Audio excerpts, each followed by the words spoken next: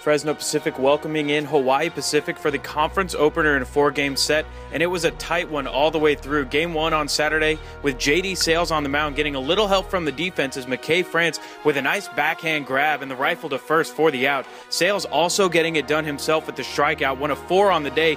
He went 8 strong innings, allowing just 2 runs. Bottom 5th, and Baron Bauer smokes one into the gap for an RBI triple that scores Tanner Irwin. Top of the 6th, Sales getting more help from the defense with a great grab into the wall by freshman Hunter Villanueva, but the Sunbirds were unable to generate enough offense in the 2-1 loss. Game 2, Wilson Ashford on the mound after giving up 3 runs in the first inning. He got in a groove. Ashford would retire 20 of the next 24 batters he faced over an 8-inning, 5-strikeout performance. So the Sunbirds down 3-0, not a problem for Michael Tittle, who cranks his 2nd homer of the season over the fence in left center. It was Tittle's only hit of the day, but it kick-started the offense in Game 2. Sunbirds tied 4-4 in the bottom of the 9th. Runners at the corners, and Kevin McGill grounds one to short, but Tyler Tokunaga can't handle it, and he kicks it into left field as the Sunbirds get their 2nd walk-off win of the year, 5-4.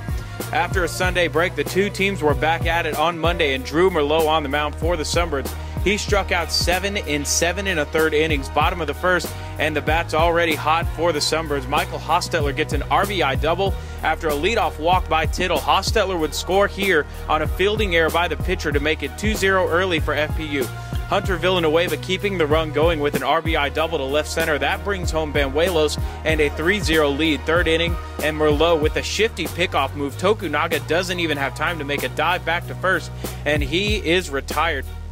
5th inning now, and take a look at this. Banuelos up, crushes one into the gap in right center. He makes it all the way to third for a triple, but a drop throw on the relay allows him to come all the way around and give FPU a 5-3 lead. Bottom of the 6th, then Baron Bauer takes off for 3rd, and he beats the throw, 1 of 5 stolen bases in the game for the sophomore. That's a new FPU single-game record. Sunbirds up 3 in the top half of the 9th. Josh Medelis is 1 strike away from closing the door, but Chad Volleyball ties it up with 1 swing. The Sea Warriors would go on to win it in the 10th, 11-10. Last game of the series, FPU looking to salvage a split, and Ian Raber getting his first start of the season. The junior pitched a gem, going 7 complete innings, allowing just 2 runs while striking out 7. Bottom of the 4th, FPU down 2-0, and Banuelos hits his 2nd double of the day.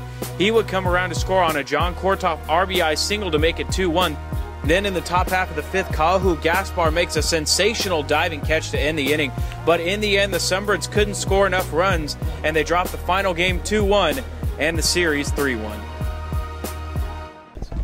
I thought we did a good job offensively, and I mentioned this the other day, but I think on Saturday, the 2nd half of Game 2, I thought our approaches got better in the middle of that game, and it was good to see us carry that over. We were aggressive. We were able to stick with a plan and a good approach, and we put runs up on the board, and offensively did a really good job. Yeah, I thought offensively we had the bats going the whole game. They were just matching us, hit for hit, run for run. It's pretty even across the board. We just didn't finish. We didn't make the pitches we needed to make. We didn't come up clutch, big hits when we needed to, and they did. I guess it's one of those situations where you tip your hat to the other side. That guy put a great swing on a pitch, and it was a game changer, a day changer, if you will. It was a frustrating one because we were right there for the W, and but that's our challenge right now is establishing our bullpen. I don't think they did too well at holding runners, and our coaches, we work pretty often in practice on reading the pitchers on their looks. They weren't varying holds very well, and so I was just picking up on that and just going, trusting my speed.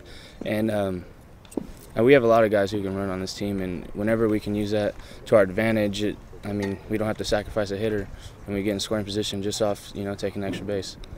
It feels like in a 4-game conference series, it feels like you live 20 lifetimes, and there's so many ups and downs, and it's the most focused team that usually comes out on top, and and it's roster wide now. It can't just be 9 guys you rely on, and so that's our challenge. We just have to put it together. I think on the day right now, it just seems on the days we hit, we don't make enough pitches, and vice versa.